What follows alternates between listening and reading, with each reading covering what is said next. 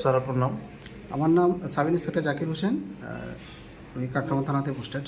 আচ্ছা, আজকে সকালে স্যার আমতলীতে আপনাকে রেড করেছিলেন, কি বিষয় স্যার রেডটা করা হয়েছিল?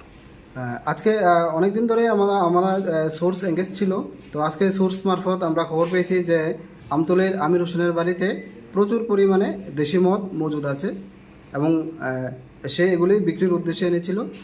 তো এই ইনফরমেশন পাওয়ার সঙ্গে সঙ্গে আমাদের কাকরামা থানার অফিসার তার বাড়িতে রেড করে তার বাড়ি থেকে প্রচুর পরিমাণে দেশি মদ উদ্ধার করতে সক্ষম হয়, যেগুলির ওজন আনুমানিক 300 লিটার হবে, যেগুলি আর বাজার মূল্য আনুমানিক 30,000 টাকার মতো হবে।